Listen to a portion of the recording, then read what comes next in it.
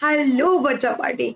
So we are here for your CUET preparation, जिसमें हम आपको कराने वाले हैं accounting for not for profit organisations. तो इनको हम शॉर्ट शॉर्ट वीडियोस में टॉपिक्स डालेंगे, जिसमें आज का हमारा टॉपिक है बेसिक इंट्रोडक्शन। तो सबसे पहले अगर हम जाने तो नॉट फॉर प्रॉफिट ऑर्गेनाइजेशन होता क्या है। ये एक ऑर्गेनाइजेशंस हैं जो कि काम करते हैं किसके लिए, सोसाइटी के वेलफेयर के लिए। मतलब ये अगर बोला जाए तो ये प्रॉफिट मोटिव के लिए काम नहीं करते, ये काम करते हैं हमारे आपके अपने मेंबर्स के, या जो लोग मेंबर्स नहीं हैं उनके वेलफेयर के लिए। और ये क्या है, ये चैरिटेबल इंस्टीट्यूशंस की तरह वर्क करते हैं, ये चैरिटी पे काम करते हैं, कोई इनका प्रॉफिट मोटिव नहीं होता।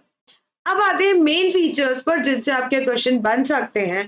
तो that is they do provide services that can be free of cost और एट नॉमिनल प्राइसेस। या तो ये क्या करेंगे, फ्री ऑफ कॉस्ट सर्विसेज देंगे या नॉमिनल प्राइसेस पे सर्विसेज देते हैं।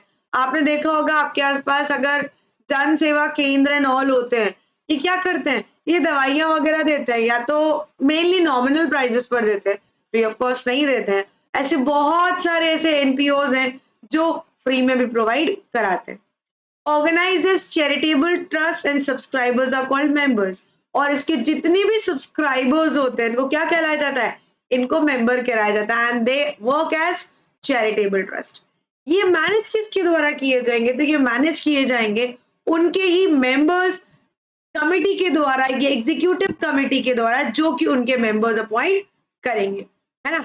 अगर इनकी सोर्स ऑफ इनकम बोली जाए, हालांकि ये इनकम के लिए काम नहीं करते, बट बिना पैसों के बिना कमाई के कोई काम नहीं हो सकता। तो इनके सोर्सेस क्या है, इनके पास पैसा कहाँ से आएगा, कैसे ही आपको फ्री में कोई चीज देंगे, कैसे ही आपको कम रेट में कोई चीज देंगे। तो वो उन्हें मिलता है सब्सक्रिप्शन, यानी कि इनके जो भी सब्सक्राइबर्स होंगे वो उनको सब्सक्रिप्शन देंगे, एक मिनिमम अमाउंट देंगे जो सब्सक्रिप्शन बोलते हैं।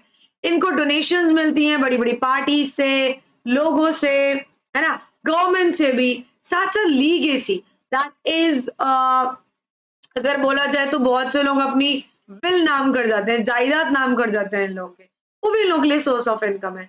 और साथ साथ इन लोगों को ग्रांट्स मिलती है फ्रॉम गवर्नमेंट, और अपना ये पैसा अलग अलग जगह पे इन्वेस्ट भी कर देते हैं, तो वो इनकम भी इनके लिए सोर्सेस रहेगा। अगर इसमें बोला जाए इनको जो फंड मिलता है वो कहाँ जाएगा, है ना, वो कैसे यूज किया जाएगा, तो वो ऐड किया जाता है कैपिटल फंड में, जिसको अपन जनरल फंड भी बोलते हैं, जिसको इसे जनरल पर्पस के लिए यूज किया जाता है। मतलब जितने भी खर्चे होंगे ये सब इन जनरल फंड से पे किए जाएंगे। इनका अगर सरप्लस होता है, जैसे अपन जो भी प्रॉफिट मेकिंग इंस्टीट्यूशन है इनके लिए प्रॉफिट बोलते हैं, इनके लिए प्रॉफिट नहीं बोलते, सरप्लस बोलते हैं। इनका जो सरप्लस है वो डिस्ट्रीब्यूट नहीं होता। क्या होगा भाई, मेंबर्स प्रॉफिट के लिए काम ही नहीं कर रहे, तो मेंबर प्रॉफिट के लिए बने भी नहीं है, तो वो ऐड कर दिया जाता है कैपिटल फंड या जनरल फंड। ओके, इनकी रेपुटेशन किस बेसिस पे काउंट होती है कि भाई ये कितना वेलफेयर कर पा रहे हैं सोसाइटी के लिए। जितना ज्यादा वेलफेयर कर पाएंगे उतने ज्यादा रेपुटेड ये माने जाएंगे। अब बारी आती है ये अकाउंट्स कौन से बनाते हैं, तो क्या ये journal entry, cash book, ledger, trial balance बनाते हैं? Yes, they do prepare that, तभी तो सारा रिकॉर्ड मेंटेन होगा। साथ साथ they do prepare final accounts, जैसे अपन पार्टनरशिप फॉर्म में trading, P&L, balance sheet, sole proprietorship वगैरह सब में बनाते हैं। ऐसे ये लोग भी फाइनल अकाउंट बनाते हैं, जिसमें सबसे पहला नाम है रिसिट एंड पेमेंट अकाउंट, यानी कि पूरे साल में कितना पैसा आया कितना पैसा गया उसका record. And other thing is do not prepare P&L account, they prepare income and expenditure account. मतलब कितनी रिसिप्ट चाहिए, कितनी इनकम आई है इस साल से रिलेटेड, और कितना खर्चा किया उस इनकम में से इस साल से related, and that they will prepare balance sheet, because इनके पास कुछ एसेट्स होंगी, कुछ लायबिलिटीज होंगी, तो वो सारा रिकॉर्ड मेंटेन किया जाएगा बैलेंस शीट में।